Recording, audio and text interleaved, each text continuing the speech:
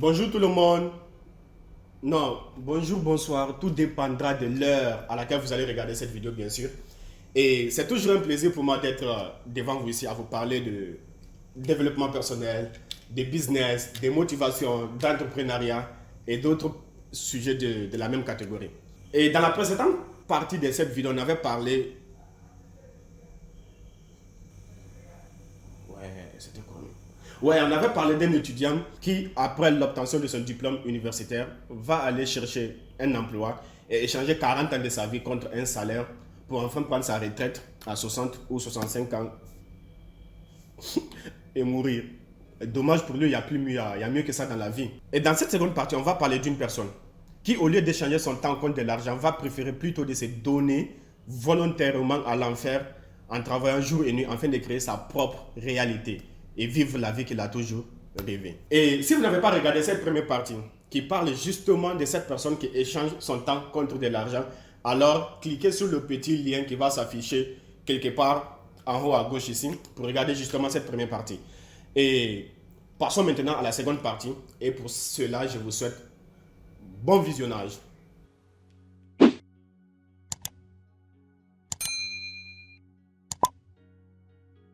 Et dans cette seconde partie de la vidéo, on va parler d'une personne qui, au lieu d'échanger son temps contre de l'argent, va décider plutôt de se donner volontairement à l'enfer afin de créer sa propre réalité et vivre la vie qu'il a toujours rêvé.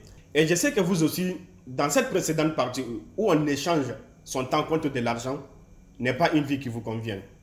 Vous méritez mieux que ça. Vous méritez vous aussi cette vie. Cette vie où l'argent n'est pas un souci. Cette vie où vous êtes libre d'aller et venir comme vous le souhaitez. Cette vie où le boss et le véritable décideur, c'est vous-même. Et d'ailleurs, qui ne veut pas ce style de vie? Qui? No one, personne. Tout le monde veut ce style de vie. Tout le monde veut cette vie des rêves. Mais le problème ici est que tout le monde veut cette vie des rêves, mais personne n'est prêt à travailler pour. C'est comme dire que tout le monde veut aller au paradis, mais personne ne veut mourir. Alors que vous ne pouvez pas accéder au paradis sans mourir. Donc pour entrer au paradis, vous devez accepter le fait de mourir. C'est aussi simple que ça. Et si vous voulez réellement vivre ce style de vie, cette vie de rêve dont je viens d'écrire, vous n'avez pas le choix de traverser l'enfer. Car le chemin qui mène au paradis se trouve exactement au-dessus de l'enfer. Donc si vous voulez cette vie de rêve, vous devez accepter le fait que le réveil sera brutal. C'est-à-dire votre passage d'un employé à un entrepreneur ou à la liberté financière, vous devez accepter que ce chemin sera brutal. Et la bonne nouvelle ici est qu'en ce moment, vous serez sur le chemin de votre liberté. Pas n'importe quelle liberté, hein. Cette fameuse liberté que la société essaie de nous inculquer, celle d'acheter notre bonheur à crédit. Non, je ne veux pas décider de la vraie liberté. Là où vous êtes libre de faire ce que vous voulez, comme vous le voulez, sans rien devoir à qui que ce soit. Et pour sortir de cet esclavage, vous devez entre autres apprendre à désapprendre en ce qui concerne tout ce qu'on vous a appris depuis votre plus tendre enfance. Vous devez commencer à vous poser les bonnes questions. Des questions comme qui dirige réellement ce monde? Quelles sont les personnes qui s'en sortent mieux dans ce monde? En gros, si vous voulez sortir de ce système, vous n'avez pas le choix d'être un entrepreneur. Vous n'avez pas le choix. Et peut-être vous allez me dire c'est quoi être un entrepreneur ou bien c'est quoi l'entrepreneuriat. Et je vous dirais que l'entrepreneuriat, c'est la capacité à monétiser sa passion.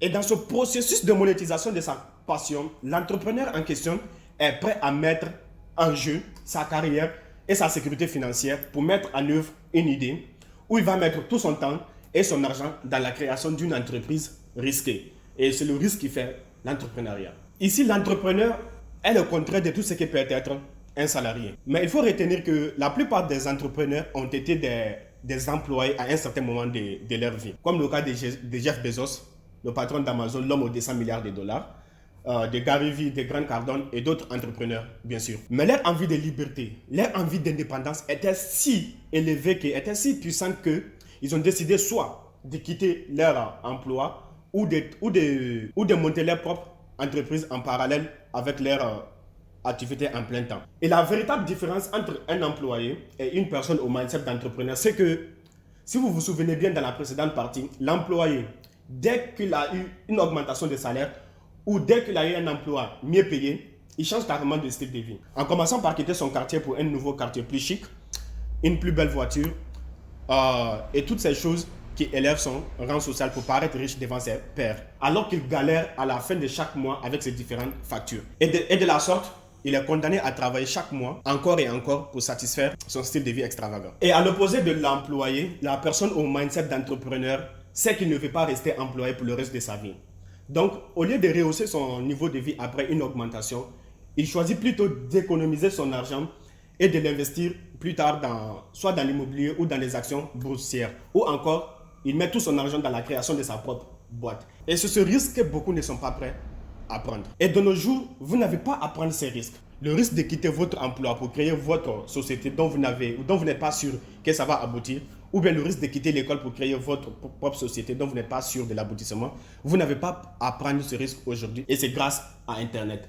Merci Internet. Donc, vous n'avez pas besoin de quitter l'école pour vous lancer en business, ou vous n'avez pas encore besoin de quitter votre emploi pour monter votre boîte. De nos jours, comme je le disais, avec Internet, vous avez la capacité d'être étudiant et de monter votre business, ou bien d'être salarié et de monter votre entreprise à côté. Le fait que vous allez travailler en plus de votre activité en plein temps, vous allez travailler entre 3 heures et 4 heures de temps par jour après votre activité salariale. Ce qui revient à dire que vous allez travailler au total 11 à 12 heures de temps par jour. Ça, c'est pour les moyens d'entre vous. Et les plus obsédés d'entre vous peuvent aller jusqu'à atteindre 14 voire 15 heures de temps de travail par jour. Et les revenus que vous générez, votre business d'à côté est appelé ici revenus supplémentaires. Et le jour où vos revenus supplémentaires vont dépasser votre salaire en plein temps, ce jour-là, vous pouvez décider de quitter votre emploi pour vous consacrer à 100% à votre business. Et ici, il y a des personnes, quand ils finissent les études, au lieu d'aller chercher un emploi, ils préfèrent plutôt se lancer directement en business. Et il y a d'autres encore qui ne vont même pas attendre la fin de leurs études pour se lancer en business. Et la plupart des entrepreneurs ne vont même pas aller loin dans les études pour se lancer en business. Il existe donc plusieurs moyens, il existe donc plusieurs chemins qui mènent à la liberté. Donc vous devez trouver le vôtre, c'est-à-dire celui qui marche le plus pour vous. Et pour dire vrai ici, pour être clair avec vous, le parcours d'entrepreneur n'est vraiment pas facile. C'est-à-dire si vous n'êtes pas prêt à souffrir, si vous n'êtes pas prêt à encaisser des coups, mon conseil, ne vous aventurez jamais, je dis bien jamais, dans le monde de l'entrepreneuriat. Parce qu'il y aura des moments où vous allez vouloir tout abandonner. Il y aura des moments où tout semblera être contre vous.